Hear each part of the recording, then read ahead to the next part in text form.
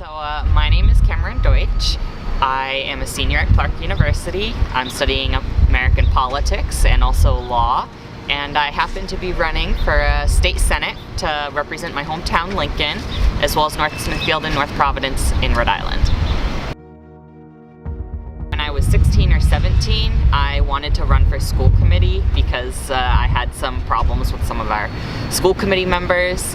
And my family was very supportive, but they told me that I should look a little bit higher, and they didn't think that I would really enjoy school committee. And so I looked into who was representing us at the state level, and both of them were Republicans, and I'm a Democrat, and so things just kind of worked out that way.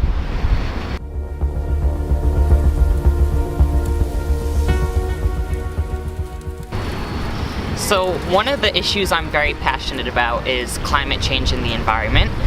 Obviously, as a young person, that's something that we're going to have to deal with not only over the next couple of years, but the next couple of decades as well, and maybe even the rest of our lives. And so working to help transition our state economy to a more green economy and blue economy, as we are the ocean state.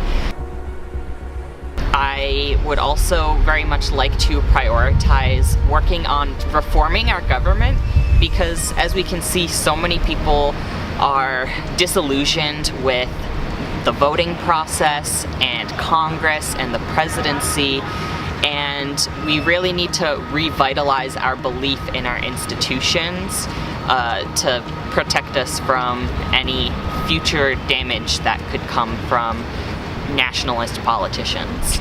Two centrist Democrats are blocking the entire Democratic agenda without saying what they actually want, essentially threatening to detonate Joe Biden's presidency.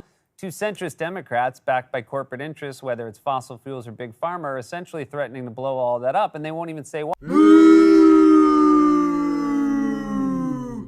No, I don't think I really need to pivot or moderate my own stances. I think it's important for anybody running for office to run on the issues and the policies that they care about and that they support. I don't believe anybody should purposefully moderate their stances if that's not what they believe in. I think what we need to do is be having these conversations with voters to tell them a little bit about why I support the policies I do, and help them understand that even if they, may not support it completely, that I want to be there to listen to them and support them regardless of their political party or affiliation.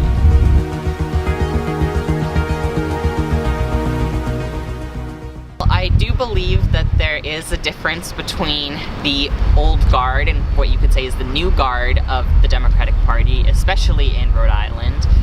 But to the extent of that they need to be removed from office in elections to get people that are more in tune is, at least to me, not necessarily the right way to think about it. Voters are not always going to be progressive, and if they like moderate policies, they're going to vote for moderate candidates. The goal should be to get in moderate candidates who support voters rather than special interests. And I believe that most of the moderates that are currently in the Senate and the House of Representatives understand that they have to listen to their voters and not special interests.